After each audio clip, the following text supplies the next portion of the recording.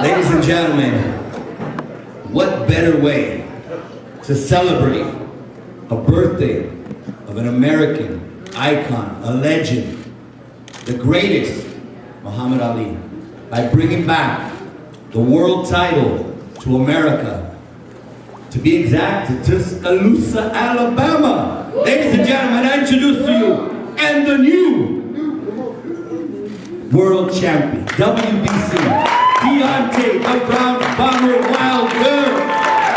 A very, very special day, not only for the Americans, but for Golden Boy Promotions.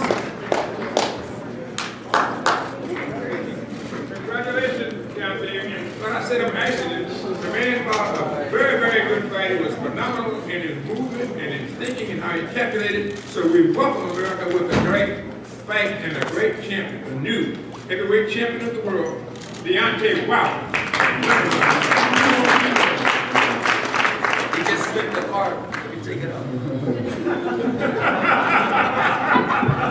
And you got old Shelly people there. Old Shelly, a rascal. How y'all guys doing? I just want to say, what a night, man. What a night. What a fight.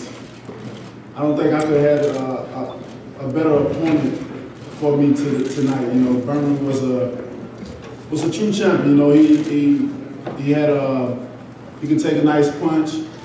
You know, he was very tough, and he was the right man for me. He was the right man for the fans. You know, he was the right man that so many questions was you know, lingering about me. Can Deontay do so many things? Can he go around? Can he take a punch? And I think I proved everything tonight, you know.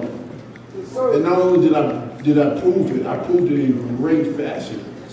And have fun with it, you know. So, man, it's just, I'm so excited to see what's next for me, to bring the belt back to America.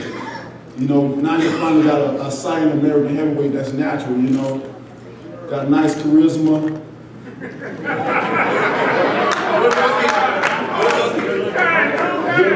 Good looking, of course. Nice smile. You know, I'm super excited, man. I'm thank y'all guys for being there and witnessing this greatness, you know. And Tuscaloosa, oh my God. Alabama, we turned up tonight, huh?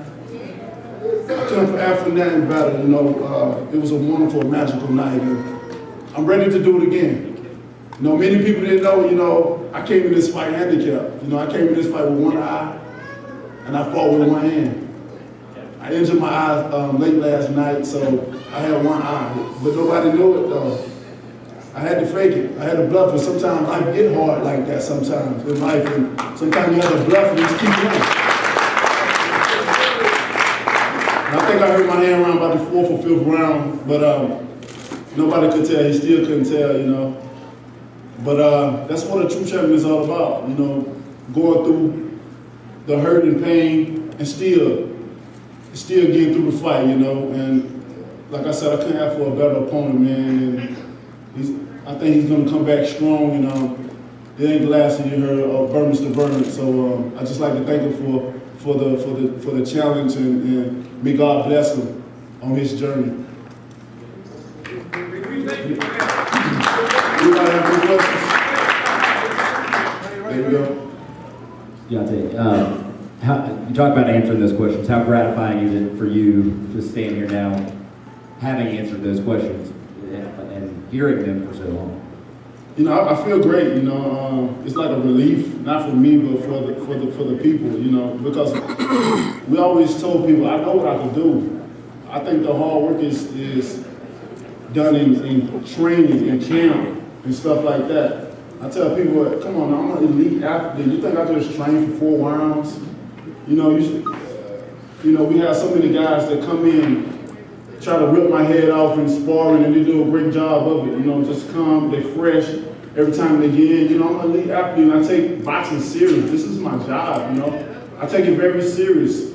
And, you know, I understood where people was coming from when they had those questions, because they never seen me do it. So, I mean, So everybody doubted me, like, can he do it? But like I didn't have no one give a question of, I believe he could do it. You know, everybody just was negative, and you know, can he take a punch or can he go rounds? You know, which now y'all know.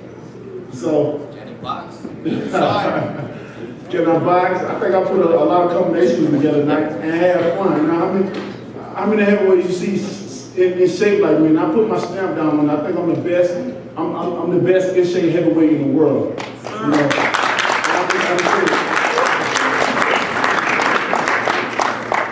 yes, sir.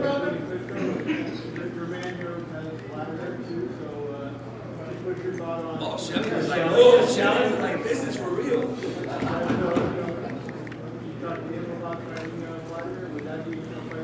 That'll definitely be a fight I'm interested in. You know, I got other plans I want to do. In my perfect world, I'm gonna tell y'all my perfect world plan. If and when Klitschko fight Jennings, I think that fight will happen. That eliminate my mandatory. I wanna defend it with Tyson Fury and end the year out with the Klitschko, a unification battle for the Klitschko. I think that'll be a hell of a year. So if that's gonna happen, we don't know. Many things happen in boxing. Everybody already knows some fights been made, some fights don't, some fights take time. That's just a part of business. But in my perfect world, that's what I want to happen. Deontay, congratulations. I thought you fought a terrific fight. Could you tell us what Bermane was saying to you throughout most of the fight? He was talking a lot of trash. Yeah, he was telling me, you can't hit, that didn't hurt, you're getting tired, I'm on the ropes, come to hit me. You know, different little things like that, which the more he talked, the more there was an indication that I was harming him, I was hurting him. So the more he talked, that, you know, I like, keep talking, you know, and I was, you know, it made it interesting for me because I like a guy that can take a whooping and still talk and still take more whooping. So, you know, it made it exciting, and like I said, I couldn't ask for a better opponent to prove to the world what I could do. You know, I couldn't ask for a better guy. Hey Deontay, congratulations, Deontay's Boxing Nation, BoxingTalk.com. I want to ask you, how many times do you think you hurt him in the fight, and did he ever hurt you, even if it was slightly? I think I hurt him quite a few times in the fight. But like I said, he was a true champion because even though he was hurt, he got a nice chin. You know, he can take a great punch, and that's why I felt like he was the right guy for me. You know, because he didn't want to give up his title. He didn't want to, you know, even though I had him hurt at times, you know, I can't go out like this, you know, and he showed you what the toughness that he had, and I couldn't ask for a better opponent, and of course he didn't hurt me at all, you know. I proved to people I can take a punch and smile, taking it, and keep going. You mentioned that you hurt your eye. What did you do to your eye? Well, we was going to shakeout the night before the fight. I was stretching with a rubber band. I got this rubber band, this thick rubber band. I stretched with it, and it ended up coming off of my feet and hitting me right in the eye. It put me to sleep. I woke up. Yeah, it's red now. True story. Right now, if I close my right eye, it's very blurry. I see like cloudy light. But we practice that all the time in training. We practice close one eye, close this one. We practice one hand behind the back. So everything we train for, you know, even though sometimes it may not occur in the fight, we train for it just as if it would. And I think that helped a lot out my training. So I was very well prepared for this fight. I think I know the answer to this, but I presume that you couldn't care less that you didn't score a knockout. I couldn't care less. I couldn't care less at all. You know, it's been so much for the build-up, so much between two camps. It's been crazy, you know, between my camp and his camp, with the commotion, and my camp almost really fighting with his camp. So, but it made it exciting. And what better way to whoop a man than a 12-round whooping? You know, I didn't care about it. After the 4th round, I didn't care about a knockout no more. You know, I wanted to have fun. I'm like, hey, I seen the 5th round. I'm like, well, let me show the world what I could do. And I think I did that in great fashion. Over here, Deontay. Great for you. Congratulations on a great performance. My question for you is, you are the last American man to win an Olympic medal in boxing, and you're the first American to win a heavyweight title in 8 years. To have both of those accomplishments, do you view it more for yourself, or do you view it like, yeah, it's partly for your country? Did I do it more for? I mean, you have those two accomplishments that have nationalistic implications, and I'm wondering, in your mind, do you think of it as, like, it was for me and that's like a bonus, or do you also have a thought that, hey, I did it for my country also? Well, Dan, I'm the type of person that I don't like to shine in the spotlight for myself. I feel like if I do it for someone else, then it means more. I feel like when I start doing stuff for myself, I feel selfish then, you know. I'm the type of person that got a big heart, and I'm the type of person that want to see the world be a better world, you know. So if I could do anything for somebody else, that's when I get my joy. That's when my big heart come out. So I not only did it for myself, I did it for everybody. I know you're going to celebrate, and I'm not sure what you plan to do next. I don't think you have an actual mandatory right now, because that is a situation like cleared up, because the guy that is your mandatory is probably going to end up fighting Wladimir Klitschko in April. But I'm wondering your thoughts about, not next necessarily, but eventually a showdown with Wladimir to unify all the belts, a guy that you've been in the camp with. What are your thoughts about that fight? Well, I think after the performance I put on tonight, I think everybody, that would be of course, that's going to be the biggest fight in the world, you know. And when that time comes, we'll handle it. But I'm looking forward to that fight. I think that's one of the fights that will be made. I think he wants the WBC belt, as he said many times back in the family, and now that I have it, and you know, and I'm a silent heavyweight as well. He's a silent heavyweight. Two big guys going at it. It's nothing like two big giants going at it, you know. And I think that's going to be a great fight when it happens. I'm not going to say if, I say when it happens. Thank you. Thank you. Hi, Deontay.